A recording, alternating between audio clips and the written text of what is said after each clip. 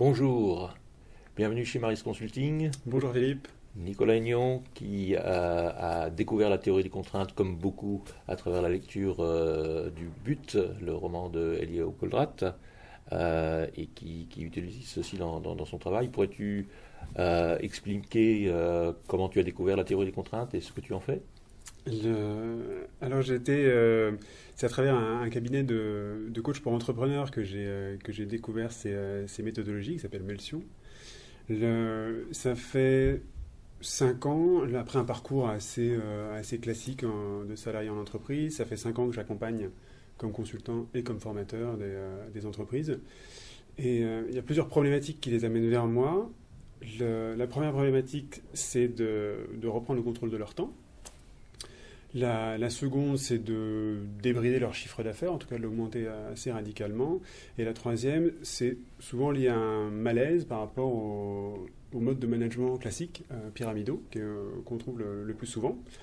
Et alors face à ces problématiques-là, j'utilisais depuis assez longtemps les méthodes agiles. Donc ça permettait de reprendre le contrôle du temps. J'utilisais la méthode la semaine de 4 heures, qui permet aussi d'avancer fort sur des thématiques d'organisation personnelle. Et ce sont des méthodes sur l'étagère qui trouvaient assez régulièrement leurs limites dans les cas sur lesquels on venait me voir. Et du coup, en lisant les écrits sur la théorie des contraintes, il y a quelque chose qui a résonné assez fort, en disant qu'il y avait une opportunité intéressante de customiser, d'adapter les différentes méthodologies qui étaient disponibles pour moi sur l'étagère pour faire en sorte que ça colle à 100% au contexte des clients. Donc c'est ce que je fais sur les 3 problématiques. Que ce soit la première de reprendre le contrôle du temps, donc c'est de l'adaptation soit de méthode agile, soit de semaine de 4 heures ou d'autres caisses à outils d'organisation. Sur le fait d'augmenter radicalement le chiffre d'affaires, là je m'inspire de la méthode Lean Startup et quand elle ne suffit pas ou quand elle ne convient pas, j'utilise les processus de réflexion de la théorie des contraintes. Et sur les thématiques de management, là aussi, sur l'étagère, on a des pratiques d'entreprise qu'on appelle aujourd'hui d'entreprises libérées, qui sont déjà relativement documentées. Et quand ça ne suffit pas, j'utilise aussi les processus de réflexion de la théorie des contraintes pour réinventer les outils qui pourraient manquer. Très bien. Et peut-être pourrais-tu décrire ta vue de ce que sont les thinking processes ou processus de réflexion, parce que souvent les gens qui ont entendu parler de la théorie des contraintes à travers le But pensent plutôt à l'utilisation de ces idées en production par exemple, ou en projet, bref, dans les opérations. Et il y a effectivement une autre composante des idées de Eliyahu Goldratt, les thinking processes, dont par exemple le logical thinking process de Bill Detmer, qui sont quand même des choses relativement différentes et qui moins connues en tout cas, en France. Tout à fait, oui. Donc effectivement, dans cette théorie des contraintes, on a d'une part des caisses à outils quasiment sur l'étagère, donc utilisables quasiment clé en main, et puis d'un autre côté, ces processus de réflexion qui sont une méthode globale de résolution de problèmes, qui se passe en plusieurs temps. Le premier, donc c'est une démarche complète. Le premier temps, c'est de définir ensemble quel est le but de la démarche. Le deuxième temps, ça va être d'essayer de représenter aussi visuellement que possible les relations de cause à effet entre les composantes du problème actuel, c'est-à-dire vraiment les composantes de la situation actuelle. Ça permet de séparer toutes les composantes conséquences des composantes vraiment racines. Et du coup, ça permet de transformer un problème à 100 inconnus en un problème à plutôt 4 ou 5 inconnus. Donc ça simplifie drastiquement les choses. Dans les outils suivants, on a des outils qui permettent d'inventer des solutions sur mesure à ces problèmes racines, de se projeter dans l'avenir pour être aussi certain que possible qu'au moins sur le papier, ces solutions vont résoudre le problème et ne pas créer de problèmes collatéraux. Et une fois qu'on a fait ce travail, il y a un dernier outil qui permet de fluidifier la mise en œuvre des différentes solutions qu'on a conçues ensemble.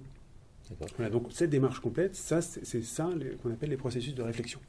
Et qu'est-ce qui t'a attiré vers ce sujet-là, vers ce que Goldratt et d'autres après lui ont développé? C'était quoi qui te semblait très, très juste ou puissant? Ça me semblait extrêmement logique. Ça me semblait, et ça résonnait très fort avec les piliers qu'on retrouve dans la méthode agile, entre autres. Ça me semblait concentrer l'effort sur ce qui compte et juste sur ce qui compte. au lieu de diffuser l'effort sur un peu tout et n'importe quoi, très honnêtement. Et donc ça résonnait, l'ADN résonne très très fort avec les méthodes d'organisation très efficaces qu'on peut trouver. Et du coup, je trouvais que ça venait à la fois compléter et puis à la fois apporter des réponses assez pragmatiques aux limites de ces méthodes sur l'étagère que j'utilisais, qui correspondent à des cas relativement précis. Et du coup, dès qu'on s'éloigne, dès qu'on est dans un cas un petit peu différent, on se retrouve assez démuni. Donc, serais-tu d'accord avec une des présentations qui est faite de ces choses-là, qui est que par rapport à ce qu'on peut percevoir d'une grande complexité d'un problème dans une société, par exemple, à bien y réfléchir, on va retrouver juste quelques causes racines, et bref, c'est beaucoup plus simple que ça en a l'air, voire très simple. Oui, je suis relativement d'accord. Alors, avec une nuance qui est que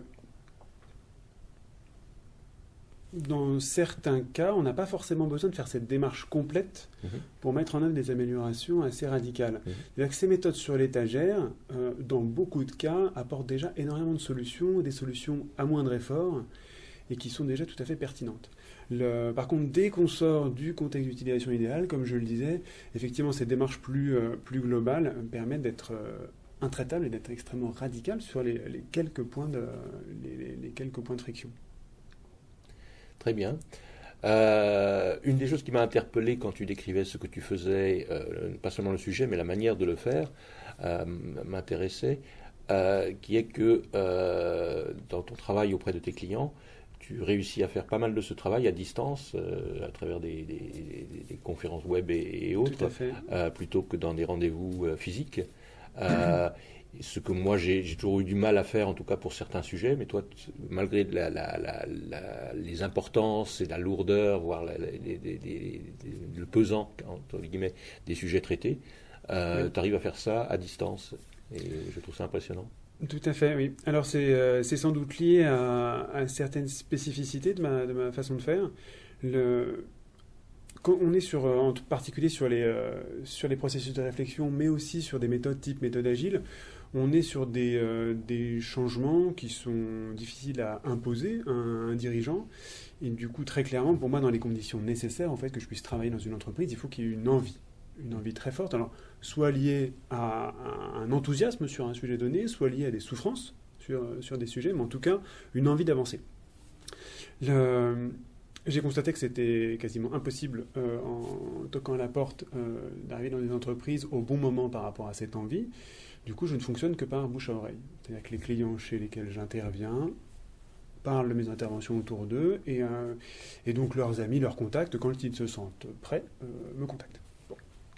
Ça facilite déjà beaucoup le lancement de la procédure.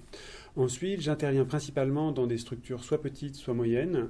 Et quand j'interviens dans des grands groupes, c'est pour des structures très bien délimitées à l'intérieur du grand groupe.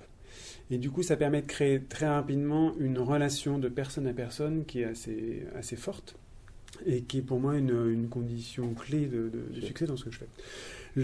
Une fois que ces points d'entrée sont posés, le fait de faire parler un dirigeant, un créateur d'entreprise sur les problématiques qu'il rencontre, ça peut se faire à distance, sans aucun problème. Le fait de lister tous les points de tension qu'il ressent, ça peut se faire à distance. Le fait d'échanger pour construire les relations de cause à effet entre ces points de tension, ça se fait très bien à distance aussi. Et en revanche, évidemment, je ne fais pas tout avec le dirigeant. Donc il y a un moment où il faut embarquer l'équipe, évidemment. Et donc, alors soit pour avoir une partie de formation sur des pratiques qui sont déjà sur l'étagère, comme je le disais, soit pour les faire adhérer à cette démarche et faire en sorte de prendre aussi en compte leurs points de tension. Et là, évidemment, je vais sur site.